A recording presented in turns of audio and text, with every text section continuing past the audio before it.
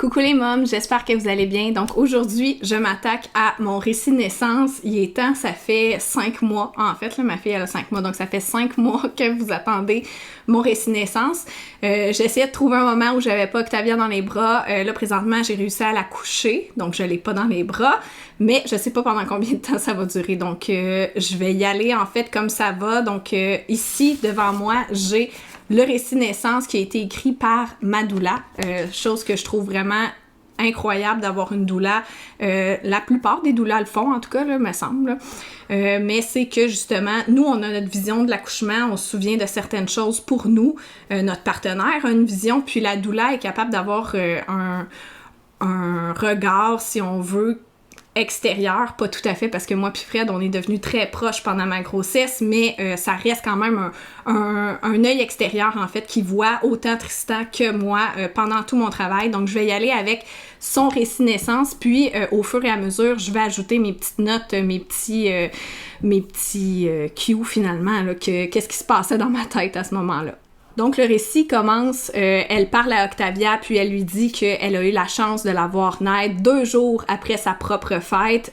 Octavia était due pour le 18 décembre. Depuis début décembre, j'avais des petits signaux qui me donnaient l'impression que j'allais accoucher d'avance, finalement. Mathéo aussi, je l'avais eu d'avance, mais je m'attendais à vraiment aller à terme, en fait, là, avec cette grossesse-ci. J'avais ce pressentiment-là, puis Fred m'avait beaucoup préparé à ça pour pas, justement, que je sois déçue si jamais j'accouchais pas d'avance comme à mon garçon. Donc, on avait eu une grosse préparation là-dessus, mais finalement, on a dépassé ma date prévue d'accouchement, on s'est rendu après Noël, puis là, je calculais, puis si jamais je faisais mon 42 semaines, là, je tombais en 2024, puis ça, pour moi, c'était absolument impossible. Là. J'ai dit à Fred, là, je vais virer complètement folle là, si il faut que j'accouche en 2024. C'est pas possible. Mais toujours est-il que moi, j'avais en tête que ma fille, ce serait une petite Sagittaire et Fred avait une grosse connexion avec ma fille pendant ma grossesse, puis elle me disait « moi, je pense que ça va être une petite Capricorne. » Fred est Capricorne et comme de fait, Octavia est née 2 jours après la fête de Fred, donc le 28 décembre, et c'est une Capricorne. Donc là, on entre dans justement là, la journée de l'accouchement. Pas nécessairement le travail tout de suite, mais la journée de l'accouchement. Donc, elle écrit « Le 28 décembre, ta mère m'indique que je dois me rendre à la maison de naissance vers l'heure du dîner où l'on tentera de rupturer les membranes si la stimulation n'a toujours pas fait son effet. » En effet, là, en fait, c'est avec mon diabète de grossesse puis tout, puis on avait fait une écho pour s'assurer, comme j'avais dépassé mon terme, pour s'assurer que tout était beau. Tout était beau, mais avec mon diabète de grossesse, ils voulaient pas nécessairement que je me rende à 42 semaines. Donc là, l'hôpital m'avait dit « On va te provoquer si t'as pas accouché. On va te provoquer vendredi. » Donc moi, je les avais vus le mercredi. Donc j'avais parlé à ma sage-femme, puis je disais ça me dérange pas d'être provoquée, mais je préfère être provoquée en maison de naissance. Donc elle m'a dit parfait, bon ben jeudi, on va faire notre petite recette maison là, qui est en fait de faire du tire-lait, marcher, puis faire du ballon. Et si jamais ça fonctionne pas, on pourra parler de peut-être crever la poche des os finalement, ce qui moi me faisait très peur parce que ça m'était arrivé à Mathéo puis c'était pas naturel, donc là je voulais pas que ça m'arrive trop loin de la maison de naissance, etc. Mais là, en sachant que j'allais être à la maison de naissance avec mes valises, mon chum, tout allait être là, ça me faisait plus peur autant que ça me faisait peur de perdre les os à la maison, mettons, ou pendant un toucher, là, quoi que ce soit, là, que là, la poche des os se crève trop tôt, si on veut. Donc là, j'avais dépassé mon terme, je me sentais bien, je savais que je voulais pas me rendre à l'hôpital le lendemain, donc je voulais vraiment tout faire pour accoucher en maison de naissance. Donc, vers 12h15, j'entre dans la pièce. Ta maman m'indique que rien ne bouge. Elle est en stimulation depuis un moment sur le tire-lait et les contractions ne sont pas suffisamment efficaces pour la faire entrer en travail. J'ai confiance. Je sens que tu m'attendais. C'est vrai.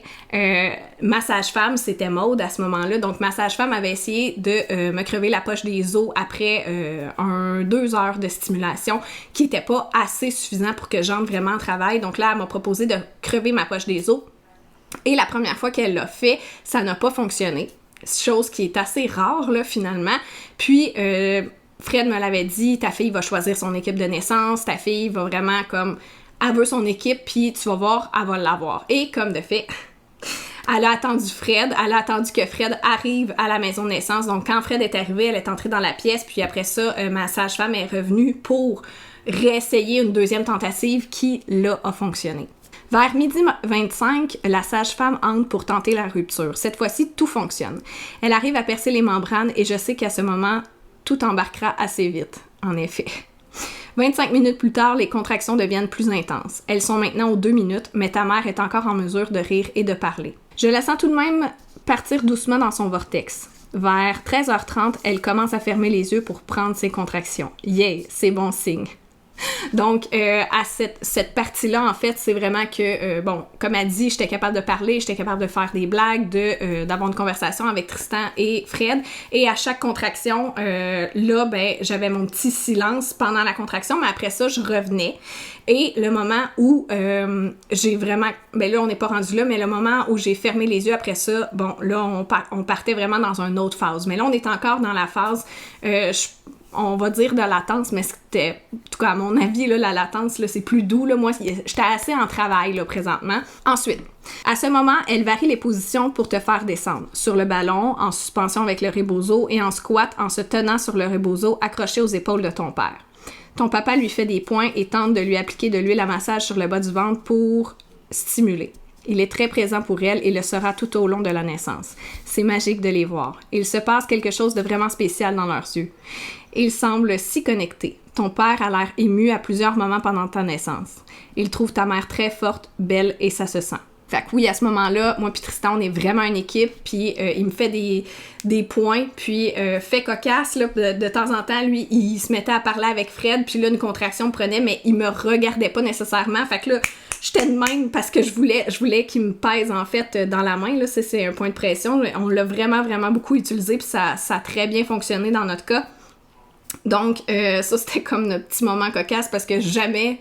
En d'autres temps, je fais ça de même à mon chum pour lui parler, mais là, j'étais incapable de sortir un mot à part de dire comme en grognement, parce que là, justement, j'avais une contraction, puis là, ben, ça le ramenait à faire il faut que je fasse ma job, tu sais. Vers 14h10, ta mère commence à dire qu'elle te sent plus basse. On le remarque également grâce au Doppler lorsque la sage-femme vient écouter ton cœur battre.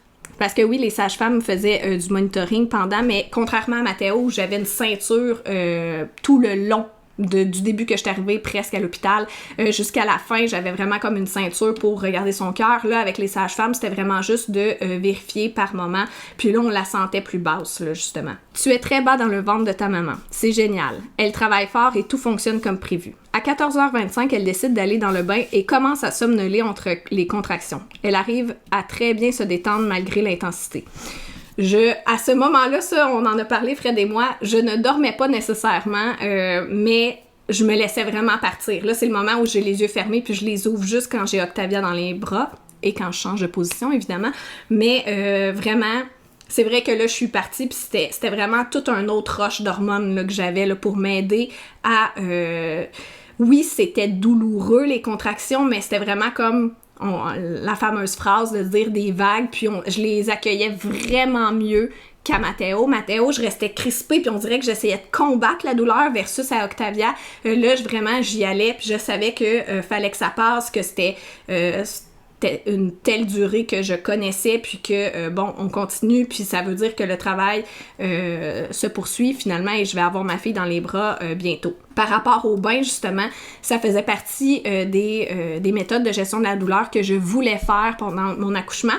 Par contre, je veux simplement mentionner que c'est pas nécessaire, t'es pas obligé d'aller en maison de naissance pour avoir le bain. Il y a certains hôpitaux qui les ont.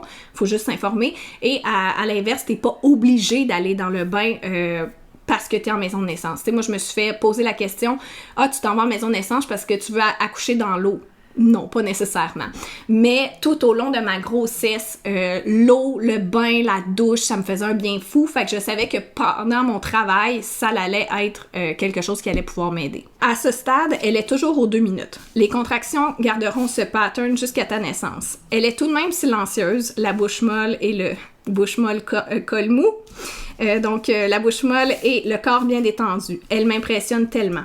En fait, elle impressionne toute l'équipe présente sur place, ce que j'avais pas... moi, je pensais pas, là, je pensais que je faisais ça comme tu sais, limite, tu sais, on s'entend que c'est de l'inconnu, là, Mathéo, j'avais l'épidurale, j'avais comme d'autres choses complètement, fait que là, moi, j'y allais comme je le sentais, j'essayais beaucoup, ça, c'était mon gros défi, de me détacher de ma raison et d'y aller complètement dans mon senti, dans mes hormones, pour accueillir tout ce qui se passait finalement, mais c'était vraiment un gros défi pour moi, fait que de lire ça, ben c'est sûr que ça me fait plaisir, parce que moi, je pensais pas d'être une championne comme elle le décrit. Vers 15h, on sent l'intensité monter une fois de plus. Cette fois-ci, ta maman ouvre un peu plus les yeux. C'est vrai que j'ouvre un peu plus les yeux parce que j'essaye, encore une fois, de rester en fait dans l'émotion. Et quand les contractions deviennent un peu trop intense, là on va parler de trop intense parce qu'on se le cachera pas qu'il y a des moments où ça fait vraiment mal, puis on dirait que quand c'est super approché, là, bon, heureusement à Octavia j'avais quand même des petits répits, là, Fred à l'écrit aux 2 minutes, mais à Mathéo j'avais aucun répit entre mes contractions, puis j'avais peur que ça l'arrive, parce que j'avais vraiment besoin encore de ma pause entre, parce que cette pause-là me permettait de m'accrocher. Donc quand elle dit que j'ouvre les yeux, j'avais mon bracelet qui avait été fait par les femmes de mon cercle de femmes pendant mon Mama Blessing. Je regardais le petit pyjama d'Octavia, que c'était Mathéo qui l'avait choisi. Je demandais en fait à Tristan qu'est-ce qu'il fait Mathéo, parce que je voulais penser à mon fils, être, bon, tu sais, rempli d'amour, puis juste penser à, bon, la personne que j'aime le plus au monde, mais là, c'est un peu divisé présentement, mais à ce moment-là, bon, je voulais penser à mon fils, puis de voir Tristan, de voir Fred, puis il était vraiment détendu dans leur visage, il n'y avait pas un sentiment de panique dans leur visage, versus moi qui commençait peut-être à entrer dans un état de panique, ben là, de les voir comme ça, puis de voir que tout était en contrôle, je me sentais mieux, puis là, je pouvais repartir dans mon vortex. Elle est maintenant à genoux dans le bain et tient très fort son peigne entre les mains. C'est vrai que le peigne d'acupression, je l'ai très beaucoup utilisé. J'en avais fait faire un avec le nom d'Octavia dessus, mais il était beaucoup trop dur, fait que j'ai fini par prendre le peigne de Fred, et on dirait que le simple fait que il y avait d'autres femmes qui ont donné naissance avec ce peigne-là entre les mains, on dirait que ça m'a donné, vous y croyez ou vous y croyez pas, là, mais moi ça m'a donné comme un petit pouvoir supplémentaire, je me sentais plus forte. Ton père est toujours en proximité avec elle. Il la rafraîchit avec des serviettes d'eau froide sur les épaules et dans sa nuque. C'est vrai, j'avais oublié ce petit détail-là. Ils forment une très belle équipe. Ta maman est très douce dans les sons qu'elle fait. Moi, personnellement, je trouvais pas que j'étais très douce, mais j'essayais de faire des sons graves. Puis à chaque fois que je commençais à crisper, ma sage-femme était là pour me rappeler Maude, bouche molle, col mou, des sons graves, etc. Puis moi, j'ai vraiment eu l'impression que mes sages-femmes avaient été avec moi du début à la fin. Puis Fred m'a dit non, il venait juste de temps en temps, puis il me disait que genre, on était tellement bon que ça allait tellement bien que là, il se retirait, mais si on avait plus besoin de juste aller les chercher, il essayait juste de nous donner un peu plus d'intimité. Moi, j'ai eu l'impression qu'il était là tout le temps, parce qu'à chaque fois que j'ai eu besoin de quelque chose, Maude était là pour me le dire. C'est vrai que j'avais Fred aussi, puis mon chum qui m'encourageait. Elle arrive à être un peu plus vocale, voilà. Mais elle le fait de façon très instinctive et grave. Elle est géniale. Elle est tellement fine, elle me met plein de petits compliments là-dedans, je l'adore. Vers 15h45, elle commence à dire qu'elle sent une pression dans les fesses. C'est un excellent signe, tu descends. On sait alors que la poussée viendra bientôt. 10 minutes plus tard, on lui demande si elle a envie de sortir un peu du bain et d'aller faire quelques positions sur la toilette.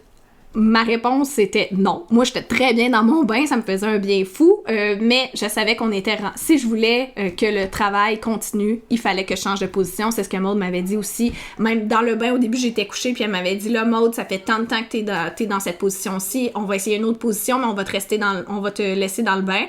Je suis restée dans le bain, mais là, après ça, elle m'a dit, bon, ben là, on serait rendu à aller sur la toilette. Puis la toilette, je l'avais lu dans les livres et Fred m'en avait parlé, c'était une position, bon, c'est ça, c'est sa prochaine phrase, c'est une position vraiment exigeante. Fait que c'est vrai, je savais que ça allait être douloureux, mais je savais que ça allait vraiment me permettre d'atteindre le next step, puis qu'après ça, ben déjà, tout allait très vite, là, je sais pas si vous vous rendez compte, mais le récit a commencé à midi 15, puis on est rendu à 15h45, puis je suis déjà rendue dans ma dernière position avant la poussée. Fait que ça va déjà très vite, mais je savais qu'après ça, là, on serait rendu à la poussée. Donc, j'ai pris la fameuse position sur la toilette. Elle y va de façon très déterminée à tout faire pour transcender la douleur et te faire venir à elle. Exactement. Elle a hâte de t'avoir dans ses bras, ça se sent. Exactement. Entre les deux, là, je me souviens que j'ai dit à mon chum, c'est le dernier bébé. Puis, il y a plein de monde qui me disent « Oh wow, t'as fait ça sans épidural, blablabla, t'es forte. » Moi, mon but, c'était vraiment pas nécessairement d'y aller sans épidural. Je l'ai eu à mon premier et je ne jurais que par ça parce que vraiment, j'en avais besoin à mon premier. Mais je vous confirme que si l'épidural avait été accessible à côté de moi, je l'aurais pris à ce moment-là parce que j'étais plus capable. J'étais vraiment comme dans la même phase que j'ai eue à Mathéo puis que je l'ai demandé. J'étais dans cette phase-là, mais je savais que, je serais pas capable de sortir du bain et de me rendre à l'hôpital pour prendre l'épidural tellement que les contractions étaient rapprochées. Mais je veux juste dire que je suis pas meilleure que personne, que si vous prenez l'épidural puis que, dans le fond, le but, c'est que vous soyez heureuse avec la naissance que vous avez vécue. Puis moi, je suis heureuse autant pour Mathéo que Octavia. Mathéo, par contre, il y a des choses que j'aurais faites différemment parce que je m'étais pas assez informée. Donc ça, c'était... je blâme pas du tout le personnel médical. Il y a des choix que j'aurais voulu faire différemment, mais comme je ne connaissais pas assez de choses parce que je ne m'étais pas assez informée, d'où le pourquoi j'étais allée me chercher une doula pour ma deuxième naissance, c'est les choses que je regrette, mais dans les deux cas, épidural ou non, soyez fiers, ou même césarienne, là, soyez fiers de la naissance que vous avez quand même mis quelqu'un au monde, là, c'est pas rien. Fin de ma parenthèse, on retourne au récit. Les sages-femmes sont douces et discrètes. Elles viennent et repartent depuis le début. Elles se font toutes petites. À ce moment, elles décident de rester dans la chambre et d'observer du fond de la pièce. Je rappelle à ton papa que c'est bon signe, ça indique que tu seras bientôt parmi nous. Ta mère prend ses contractions sur la toilette, ton père lui fait des points dans le dos. Elle est un peu plus vocale, mais encore une fois très instinctive. C'est magnifique d'entendre ces sons sortir de sa bouche. Ça donne des frissons partout dans le corps. Les sages-femmes et moi échangeons des regards à plusieurs reprises. Nous sommes tous émerveillés de voir sa force et la rapidité du travail.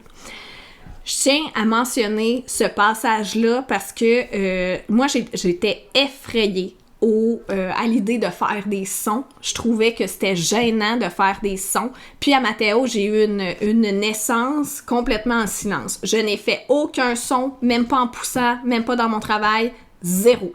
Mais comme je vous dis, c'était aussi ma façon de garder tout par en dedans puis de rester bien crispée pendant cette naissance-là. Puis je pense que ça m'a joué à tort. Donc, encore une fois, j'essayais de me détacher de ma raison puis d'aller vraiment dans ce que je ressentais. Puis c'est là que j'ai pu commencer à faire des sons. Par contre, si c'est le cas pour vous aussi et que ça vous gêne vraiment, j'ai lu dans un livre que Fred m'avait suggéré que ça peut aider que papa commence à en faire aussi. Donc, lui, il fait un son très, très, très grave, très fort pour nous enterrer et au final, on dirait qu'on part dans notre vortex puis qu'on s'entend plus. Mais ça peut être, on va dire, une espèce de jeu qui permet de se mettre les deux sur le même... dans le même bain, là, finalement. Là. Puis bon, on fait la même chose ensemble. Vers 16h10, elle est plus fatiguée. C'est vrai, c'est vrai. Je pense que c'est là, en fait, que j'ai commencé à dire à Tristan que c'était le dernier bébé. La sage-femme principale, Maude, lui recommande d'aller dans le lit. Elle installe un ballon sur le lit pour que ta mère puisse s'y appuyer en position 4 pattes. Signe que la poussée s'en vient. À ce moment, tout naturellement, ta maman commence à faire des sons de grognement qui indiquent le début de la poussée. Ton papa reste près d'elle et est toujours en proximité avec elle. Il ne la lâche pas une seconde. Vrai qu'à ce moment-là, Tristan est là, mais moi, encore une fois, je n'ai pas eu connaissance de ce bout-là, mais entre la dernière position et le moment de la poussée, Tristan, il vape. Mon chum vape. Fait que là, ça faisait un bon moment, ça faisait un gros 4 heures, si c'est pas 5 heures qu'il avait pas vapé. Fait que là, il est parti dehors pour vaper, puis il pensait, tu sais, d'avoir le temps, puis que tout a... Non. Quand il est revenu, ben j'étais justement à 4 pattes sur le ballon, puis on était prêt à pousser. Fait que c'était comme go, chum, là, implique-toi. Mais moi, encore une fois, j'ai même pas eu conscience qu'il était pas là pendant ce temps-là. Quand c'était pas lui, c'était Fred. Encore une fois, l'importance d'avoir une doula, on dirait que dans ces moments-là, je me suis jamais sentie seule. Jamais de tout ce beau récit-là, je me suis jamais sentie seule. Il prend son rôle au sérieux et on voit comme ça affecte positivement la naissance. Tristan avait un gros remords, le regret de Mathéo, puis c'était qu'il se sentait complètement inutile. En fait, c'est parce que Tristan est arrivé pendant mon travail. L'infirmière m'aidait beaucoup à ce moment-là. Là, on parle de la naissance de Mathéo. Donc, il est arrivé pendant mon travail. Après ça n'a pas été long que... l'infirmière le guidait beaucoup parce que, encore une fois, on savait pas trop dans quoi qu'on s'embarquait. Puis, au moment de la poussée, en fait, en fait, là, c'était une poussée guidée, là, donc c'était une poussée forcée, si on veut, là, que le médecin me disait, OK, là, pousse, puis là, ben, je poussais, puis il fallait que je pousse pendant 10 secondes. Fait que Tristan, il comptait les secondes, puis c'était à peu près la seule chose, là, je mets des gros guillemets, mais c'est à peu près la seule chose qu'il a faite pour cette naissance-là. Puis là, il voulait vraiment se sentir plus utile et être un pilier pour moi pour cette naissance-ci, et je vous garantis qu'il l'a aidé du début à la fin. Puis c'est, là, on va y arriver, là, mais il a vraiment été impliqué du début à la fin. On s'en vient avec ça. Juste avant la naissance de la tête, on demande à ton père de s'approcher des sages-femmes pour aller t'accueillir. Il a rappelé plusieurs fois pendant la naissance comme c'était important pour lui d'être le premier à te tenir dans ses mains. Il a hâte à ce moment, il est prêt. Ta mère commence en ce moment à pousser plus fort. On la déshabille pour la préparer au premier pot à pot et on lui demande de reculer ses fesses vers ses pieds à chaque poussée, ce qu'elle fait. Elle écoute chaque recommandation qu'on lui fait et elle est vraiment impressionnante et remplie de volonté. Donc oui, c'était Tristan qui allait attraper Octavia parce que, bon, quand on faisait mon plan de naissance, Fred, elle me disait « Est-ce que tu veux attraper ta fille? Est-ce que tu veux que ce soit les sages-femmes? » Je dis « Non, moi, j'y tiens pas nécessairement. C'était pas quelque chose que je voulais. Je voulais juste me concentrer sur ma poussée puis que la sage-femme, bon, elle me passe mon bébé à ce moment-là. » Mais Tristan a dit « Ben, moi, j'aimerais ça, l'attraper, Octavia. » Fait que là, on a fait comme « Ah ouais, OK. » Mais moi qui étais abonnée à des comptes de Doula photographe, j'en ai vu là, des photos de bébé qui vient au monde parce qu'à Mathéo, je voulais rien voir. J'ai pas voulu de miroir, je voulais pas que Tristan se mette la tête là, je voulais, tu sais, on était vraiment dans un autre monde. Là, à Octavia, il voulait l'attraper, ce qui veut dire qu'il allait tout voir, mais lui, il est pas abonné à des comptes Instagram de photos de naissance, fait qu'il savait pas trop dans quoi il s'embarquait finalement. Puis, par après, quand on en reparle, bref, je pense que je vais même essayer de vous faire un petit... je vais couper cette vidéo-ci pour vous faire un témoignage de Tristan. Quand il attrape la petite, parce qu'il s'attendait pas à tout ça. Il s'attendait pas à tout ce qui est venu avec tout ça. Parce que juste pour info, bon, il y a de l'eau, il y a du sang, il y a le bébé, il y a la tête du bébé, puis après ça, il y a le bébé qui sort. Bref, quand tu sais pas, c'est assez impressionnant. Je veux que tu me racontes comment tu as vécu d'attraper ta fille. Qu'est-ce que tu pensais que c'était, puis qu'est-ce que c'était finalement? Dans le fond, ça a commencé que notre douleur, Fred, m'a proposé genre un mois ou deux avant. Elle dit Tristan, ça te tente d'attraper la petite, tu pourrais le faire. Genre, moi, pas de trouble. Ah oui. Fait que là, finalement, le temps passe, arrive la journée de l'accouchement, puis on dirait que ça m'était sorti de la tête un petit peu. Puis là, on arrive, qu'à un moment donné, le Fred, elle me rappelle, elle dit là, t'es-tu prête? Tantôt, c'est toi qui vas l'attraper. Mais là, moi, tout le temps, un peu, pas nonchalant, mais un peu perdu, genre, ah oui, c'est vrai, je suis prête. Fait que, quand ça a été le temps, là, la sage-femme est venue me voir, puis elle m'a dit, viens temps, c'est à ton tour. Puis, c'était une belle expérience. C'était tout ce que je m'attendais. Là. Le premier coup, c'est que Maud a fait une poussée. Puis là, la tête de la petite est sortie. Mais là, sa tête est sortie, mais elle respire pas ce temps-là. Puis elle est venue, elle a fait juste la tête jusqu'ici, puis elle est venue la tête mauve. Là. Mais j'en parlais par après à Maud, puis je disais genre, elle avait la tête mauve. Puis elle comprenait pas à quel point, quand il y avait les photos, la petite était mauve. Fait que là, ça m'a comme surpris, parce que là, je me disais, elle respire pas. Là, je faisais comme pas bien. Puis. Pourquoi qu'elle respire pas? Parce qu'elle respire encore par son cordon, mais on dirait que là, en plus, elle devait avoir tout le sang dans la tête, là, c'était mauve. Là, je pense qu'on entend quasiment juste celle respirer en plus. Puis là, c'est ça, en plus, la petite, elle avait le cordon ombilical en sacoche, qu'elle appelle, sur l'épaule. Fait que là, la sage-femme, elle me disait, il va falloir que tu y prennes la tête, puis qu'en même temps, Maud, elle pousse, que t'as la twist pour pas tirer. Fait que là, c'était comme un peu trop technique pour moi, puis gérer un petit bébé trop petit comme ça. Là. Fait que là, finalement, Maud n'a pas entendu sa contraction, puis elle a poussé d'une shot. Fait que là la sage-femme me tenait prêt. Quand la petite est sortie, là, on l'a twisté, le cordon a bien passé, puis là, il y a eu une explosion. Une chance, j'avais enlevé mon chandail. J'étais tout sale. Fait que là, on a attrapé la petite, là, elle n'a pas respiré tout de suite. Puis là, la sage-femme, elle a enlevé quasiment tout de suite des mains pour lui donner des petites tapes d'abdos, puis finalement, ça n'a pas été long à se remettre à respirer.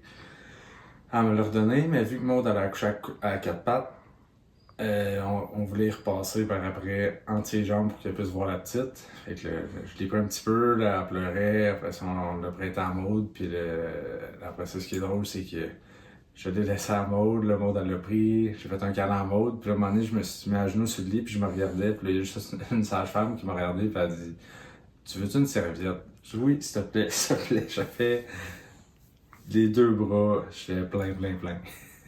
Un mélange de tout. Fait que c'était ça, mais c'était une belle expérience. Je suis content d'avoir pu le vivre, puis ça fait que ça va être des expériences à raconter plus tard à ma petite. J'aurais aimé ça le faire pour mon petit homme aussi. C'était différent, mais là, ça va être une belle expérience à compter. Je pense qu'à 30 ans. À 16h41, tu viens au monde. Ton père est prêt à t'accueillir, mais les sages-femmes remarquent un cordon. Donc, son cordon était vraiment en sacoche, là, qu'il appelle, était par-dessus son épaule. Un cordon qui nécessite une technique spéciale pour t'accueillir, le somersault. Une fois que tu es né et que la technique est terminée, tu es un peu saisi de la rapidité de la naissance et de la poussée. C'est vrai, tout est allé tellement vite que, tu sais, était vraiment comme sous le choc, là, finalement, mais bon, tout est bien, là, au final, là, mais c'est vrai que moi, j'accouche vite et mes bébés naissent un petit peu comme, je sais pas comment l'expliquer, c'est pas paniqué, mais un peu sur le stress, là, finalement. Puis, justement, là, le cordon, c'était rien d'inquiétant là, finalement parce que pendant l'écho que j'avais fait, là, on avait tout regardé, tout était bien placé, donc on savait que c'était safe. Puis justement son petit cordon en sacoche, si Tristan avait dit ben moi je suis pas à l'aise de faire ça, la sage-femme aurait pu le faire là, ça. En tout cas, moi, j'étais pas là. Ben, j'étais à l'autre bout, là. J'étais à l'autre extrémité. Ça semblait pas être très sorcier à faire. Mais sachez que Tristan était très, très bien encadré. Il y avait 2 sages-femmes à ses côtés pour l'aider à faire cette technique-là. Puis ça l'a quand même permis qu'il a pu réaliser son rêve d'attraper sa fille. La sage-femme reste calme et souriante et te frotte doucement dans le dos pour t'aider à respirer et t'aider à comprendre que tu es bel et bien né. On sent à ce moment que ton papa est légèrement inquiet, mais ne le laisse pas trop paraître. Moi, j'ai eu connaissance de rien là, à ce moment-là. Tout va bien dans ma tête. La situation semble impressionnante, mais il n'y a aucune urgence dans l'immédiat. Tout se passe merveilleusement bien. Tu pousses rapidement ton premier cri et tu prends une belle coloration rose bonbon. On te met entre les mains de ton père et on te passe très rapidement entre les jambes de ta mère qui est encore à 4 pattes. Elle t'accueille avec beaucoup d'émotion. Elle est si belle. Je pensais jamais pleurer parce que j'ai pas pleuré à Mathéo, j'étais juste tellement contente, mais à Octavia, mes photos de naissance, je pleure pas cute, ok? Je pleure en sanglots, comme si ma vie se terminait, là, genre j'ai la face tout crispée, mais Fred, dans tout ce qu'elle est, elle me trouve belle à ce moment-là, tu sais. Elle te tient tout près de son cœur et pleure très fort en te gardant en peau à peau sur elle. J'ai bien de la difficulté à contenir mes larmes, parce que Fred, je sais plus combien de fois qu'elle a pleuré, mais elle a versé des larmes après quand elle a appelé son chum, quand elle a modifié nos photos, en auto, en revenant de chez eux, bref, elle était full touchée par cette naissance-là, puis juste ça, moi, ça m'avait bien gros touchée. Moi aussi, quand elle m'avait dit ça, j'étais venue les yeux pleins d'eau, ben non, fais-moi pas pleurer, blablabla. Bref, c'est ça qui arrive quand on a une doula, qu'on est proche, c'est de belles choses qui arrivent finalement. Ça termine merveilleusement bien l'année 2023 avant de me permettre une longue pause de naissance pour accueillir moi-même mon 3e bébé. Je garderai éternellement de beaux souvenirs de cette naissance. Merci pour ce privilège, beau bébé d'amour, et surtout merci de m'avoir choisi dans ton équipe de naissance. Frédéric, ta doula. Puis ce petit récit-là, en fait, je l'ai mis dans l'album d'Octavia, les albums que je vous avais parlé là, dans une autre vidéo qui viennent de 20h51. J'ai des petites pochettes parce que là, je peux tout écrire mon récit naissance et au bas, j'ai une pochette. Fait que là, j'ai mis en fait le petit récit de Fred, puis j'ai écrit que c'était le récit naissance de sa doula. Donc, évidemment, on pouvait pas finir la vidéo sans mademoiselle ici. Donc, c'est sûr que si vous me demandez à moi, je trouve qu'une doula, là, ça l'a changé complètement beaucoup de choses. Ma grossesse, ma préparation à l'accouchement, mon postpartum aussi. Puis, je trouve qu'on n'en parle pas assez du fait qu'on change énormément pendant la grossesse, puis en devenant mère. Puis d'être accompagnée dans ces changements-là, de traverser tout ce qu'on traverse et de se sentir épaulée. Pour moi, en tout cas, ça l'a fait vraiment toute la différence. Puis Fred, c'est pas n'importe qui dans ma vie, là. Fred, c'est une partie de la famille étendue, finalement. Tu sais, ça va toujours être quelqu'un de très important pour Octavia sans qu'elle le sache, mais de mon œil à moi, de ma grossesse d'Octavia, c'est comme une cousine éloignée, là, finalement, là, ou genre une marraine de naissance, si on veut. Donc, ça a vraiment été important pour ma grossesse, mon accouchement, mais aussi, je voulais vous parler du postpartum, de tout ce qui m'est arrivé pendant ma grossesse, évidemment. Donc là, on avait des problèmes de fer. Après ça, bébé s'était retourné en siège. On a fini en contraction à l'hôpital. Retourne bébé encore une fois. Diabète de grossesse. Bref, dans tout ça, j'ai réussi, grâce à Fred, à tout de même avoir une grossesse épanouie. Puis, même dans mon postpartum, où, bon, c'est toujours un peu plus difficile, on est fatigué, etc. Donc, d'avoir quelqu'un qui me rappelle... quelqu'un qui me rappelle de slow down puis d'y aller une étape à la fois, de faire justement les 5 jours dans le lit, 5 jours autour du lit et après ça on sort du lit. Donc d'avoir quelqu'un qui me ramenait tout le temps et surtout qui validait mes sentiments. Ça, c'est moi en tant que personne, en tant que maman, mais il y a aussi dans notre couple, ça a fait une immense différence parce que justement, d'avoir quelqu'un qui nous épaulait dans tous les changements puis toutes les petites péripéties qui nous arrivaient, c'était pas juste Tristan qui devait tout porter quand il m'arrivait des choses comme justement je finis à l'hôpital. Là, il pouvait appeler Fred, il y avait quelqu'un qui pouvait nous aider, à nous guider dans nos décisions, elle le prenait pas pour nous, mais justement d'avoir quelqu'un qui joue un peu plus le rôle de la raison quand on est trop dans l'émotion, ça a été un game changer aussi. Puis, franchement, d'avoir nos réunions avec Fred, nos petites rencontres, là, je me souviens plus combien on en a eu, c'était comme notre thérapie de couple. Ça nous a beaucoup, beaucoup aidé parce que des fois, il y a des choses qu'on prend pour acquis, puis d'autres justement, Fred arrivait et posait la question à moi et à Tristan. Ça, c'était aussi quelque chose que les sages-femmes faisaient beaucoup. Fait que vraiment, ma grossesse, ça a été comme une belle thérapie de couple en même temps. Puis, ma dernière rencontre avec Fred, en fait, l'avant-dernière, c'était avec, justement, ma sœur et ma cousine. On les avait toutes préparées à mon plan de naissance, justement, parce que, comme mon chum travaillait à l'extérieur à ce moment-là, on savait pas s'il allait être dans le coin. Puis, si jamais je tombais en travail, le temps qui arrive, là, le temps que tout ça se passe, là, je vous le dis, il aurait manqué la naissance parce que ça s'est passé tellement vite, puis j'avais un sentiment que ça l'irait vite. Fait que mon plan ABC, c'était ma sœur et ma cousine, puis on a pu s'asseoir, toutes leur parler. Moi, je leur parlais de ce que je voulais, puis Fred, après ça, elle arrivait avec vraiment comme le pourquoi du comment. Pourquoi Maude prend telle décision, donc un peu plus, encore une fois, la raison dans tout ça. Fait que moi, Fred, ça a été, je le dirai jamais assez, ça a été une perle. Je ne peux que recommander des doulas, même si c'est votre 2e, 3e bébé, parce qu'on sait jamais ce qui peut se passer pendant la grossesse. Puis, je pense qu'on n'est jamais assez préparé pour toutes les éventualités. Puis, on dirait que de naissance en naissance, il y a des choses qu'on oublie. Ben là, elle est là pour, justement, nous accompagner, nous rappeler, puis nous préparer.